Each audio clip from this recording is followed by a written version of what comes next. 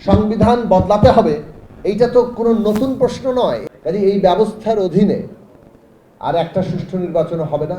যে বাংলাদেশের যে বিদ্যমান রাজনৈতিক ব্যবস্থা, শেখ হাসিনা এটাকে যে জায়গায় নিয়ে এসেছেন, এটা একটা স্বৈরতান্ত্রিকই কেবল নয়, স্বৈরতান্ত্রিক তো এটা কাঠামোগতভাবেই, সাংবিধানিকভাবেই এইটাকে ব্যবহার করে তাকে একটা কর্তৃত্ববাদী ফ্যাসিস্ট ব্যবস্থায় তিনি পরিণত করেছেন। কাজে এই ব্যবস্থার অধীনে আর একটা সুষ্ঠু নির্বাচন হবে না, এই দেশের মানুষের কোনো নিরাপত্তা থাকবে না এবং এখানে বিরোধী মত বলে কিছু থাকবে না। এটা কার্যত একটা একদলীয় শাসন। যেভাবে ৭২-এর সংবিধানের ক্ষমতা কাঠামো একটা বাকশালের একটা পূর্ব অবস্থা ছিল, যেটার একটা পূর্ণতা পেয়েছে বাকশালে গিয়ে, সেটাই নতুন রূপে ফিরে ফিরে আসছে এবং এসেছে শেখ হাসিনার হাত ধরে। সংবিধান বদলাতে হবে, এইটা তো কোনো নতুন প্রশ্ন নয়, এটা তো ৩১ দফার কেন্দ্রীয় প্রশ্ন যে সংবিধানের ক্ষমতা কাঠামো বদল করা হবে এবং সেখানে অনেকগুলো প্রস্তাব আনা হয়েছে। সেখানে হয়তো এখনো তর্ক চলবে কোন কোন প্রস্তাবকে আরেকটু এক্সটেন্ড করা যায়, সত্যিকার অর্থে একটা ক্ষমতা ভারসাম্যের জায়গায় নিয়ে যাওয়া যায়, যেটা জবাবদিহিতা তৈরি করবে। কিন্তু এই আলোচনাটা তো কাউকে না কাউকে করতে হবে। কে করবে আলোচনা? হ্যাঁ, আমরা নিজেরা করেছি। এখন যখন সমস্ত জনগণের অংশের সাথে আলোচনা করতে হবে, একটা অন্তর্বর্তী সরকার আমরাই সমর্থন দিয়ে করেছি, তারা এটা ফ্যাসিলিটেট করবে। এর চাইতে বেশি কিছু করতে চাইলে তো কেউ আমরা একমত হব না।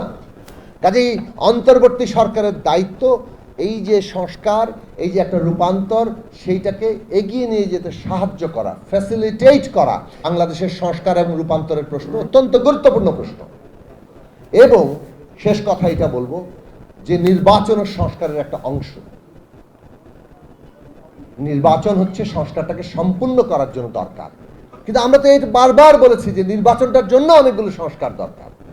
আমরা বসি, কোন সংস্কারগুলো নির্বাচনের আগে সম্ভব তা নির্দিষ্ট করি, কোন সংস্কারগুলো জনপ্রতিনিধি ছাড়া করা যাবে না সেগুলো নির্দিষ্ট করি, এবং সেটা কিভাবে বাস্তবায়ন হবে, কিভাবে টেকসই হবে, সেই জায়গায় অন্তত একমত হই।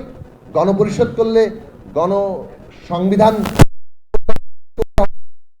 সবাই একমত না হই, কিন্তু সংস্কারটা যে গুরুত্বপূর্ণ, সেটা যে জনগণের উইল, অভিপ্রায়, সেটা নিশ্চিত করতে হলে আগামী নির্বাচনটা একই সাথে পার্লামেন্ট সরকার গঠনের, একই সাথে একটা সংবিধান সংস্কারের এর ঘোষণা দেই।